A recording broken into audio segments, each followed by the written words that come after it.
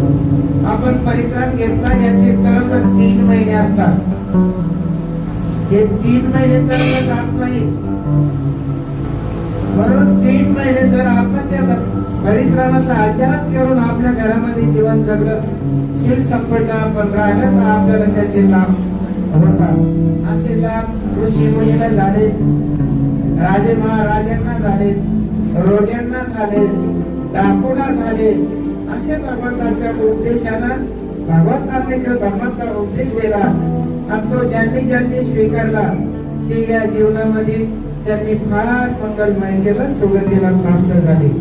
तसेच आज या नांदेडमध्ये आज धर्माचा उपदेश 10 सूत्र आपण घेतलेले आहे. 10 सूत्रामध्ये जे काही आव्हान सूत्रामध्ये आपत्ती विपत्ती संकट जे काही असतात ते सर्व नष्ट होतात आणि भगवंतांनी मंगलमय सूत्रामध्ये जे जे त्यांचे चित्त मन जे आहे आता ते पालीमध्ये आहे. आपल्याला पाली समजत नाही, आपल्याला फक्त दुःख समजतंय. आपण लई कंटाळू ऐकून ऐकू तरी म्हणतात आठपणा लवकर कधी होत कधी नाही. कारण की हातापायाला कळा लागले. आपण सरळ बसत नाही, सरळ ऐकत नाही. म्हणून आपल्याला हे विकार आहे. हे विकार निघण्यासाठी हा अभ्यास आहे. तुम्हाला अजून एवढा परिक्रम कोणीच घेतला नाही आणि आज तुम्ही हा नवीनच एवढा परिक्रम घेतला. भगवंताचं वचन तुम्ही ऐकलं, तुम्ही किती पुण्यवान आहात. जे बुद्धाचे शब्द ऐकतो, बुद्ध असत्य कधीच बोलत नाही आहे.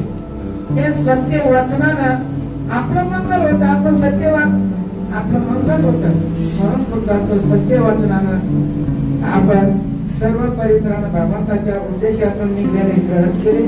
ते पाली भाषेमध्ये होते, आपल्याला ते समजले नाही. तरी पण भक्तीजीनं त्याचा थोडा ट्रान्सलेट सांगितलं आहे.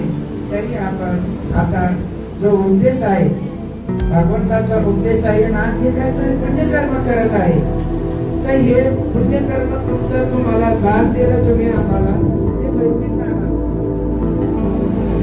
पण भिक्षू आणि बुद्ध दान देतात, हे धर्मदान देतात. धर्मदान कोणाला देता येत नाही. धर्मदान आपण देऊ शकत नाही. पण तुम्ही म्हणतात भक्तीजी याला आम्ही धर्मदान देतो, आम्हाला धर्मदान करायचं आहे.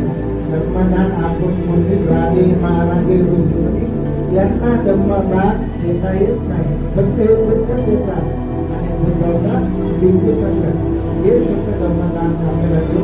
धर्मदान जर तुम्ही ऐकलं आणि ते जर ग्रहण केलं तर तुमच्याजवळ हातच मदत करतो. आपले विकार जे आहेत, आपले जे विकार आहेत ते काही पडतात. म्हणजेच आपल्याला त्या ज्ञानाचा लाभ होतो.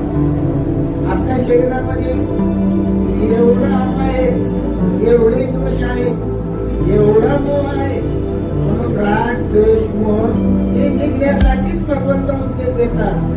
त्याने राग कमी केला त्याचं जीवन चांगलं जगतं. त्याच्याकडे द्वेष नाही तो पण चांगला जगतो आणि त्याच्याकडे मोह नाही. अशा या राग द्वेष मोह या शरीरामध्ये कित्येक काळापासून जन्मल्यापासूनच ते आपल्या मनी भरलेले आहेत. आणि बाहेर काढण्यासाठी जर एखाद्या बाळाला नाही आईनं दूध पाजलं तर त्या बाळाला नाही. एखाद्या ताईला मॅट्रिक झाली, तिला चांगला ड्रेस नाही घेतला, त्या ताईला राग येणार नाही. एवढी नागर आहे, मला कसले कपडे घेतात, चांगली कसली पाहिजे मला म्हणजे काय राग आणि. पण असं नाही, आपले माता पिताच आपले देव आहे. म्हणून आपल्या माता पित्याला हे मागणं नसतं. त्यांनी किती आपल्याला गर्भात राहिल्यापासून तर ते आपल्या जीवनामध्ये मरेपर्यंत ते आपलं बालक असतं. किती म्हातारे होते. आता पंडित आईचे आणि बाबाचे जे मुलं आहेत त्यांचे मोठे झाले, आता ते लहान झाले. बालपण आणि म्हातारपण आणि जवानपण हे वर्तमान भूतकाळ भविष्य काळाचा हा निसर्गिक आहे असं म्हणू नाही. मग ते नाते कधीच पडणार नाही. निसर्गाच्या नियमात जाणारच असं म्हणलं नाही. काय सैनिक कधी ढवळे होणार नाही, हे निसर्गाने ढवळे होणारच आहे. असं म्हणू नाही की माझं शरीर इतकं नादार आहे आणि असंच राहील.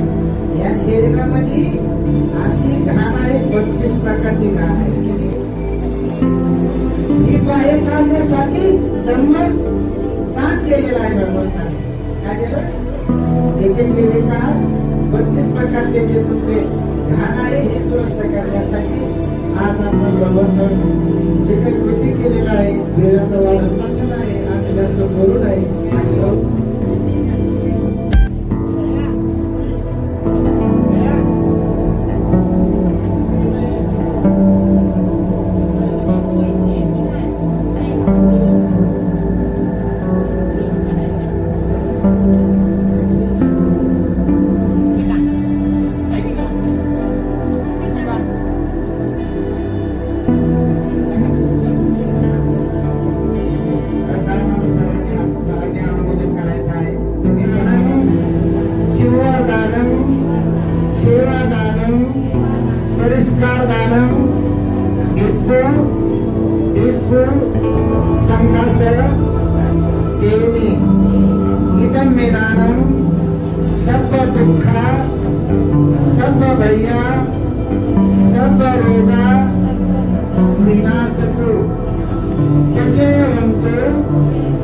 सुखिता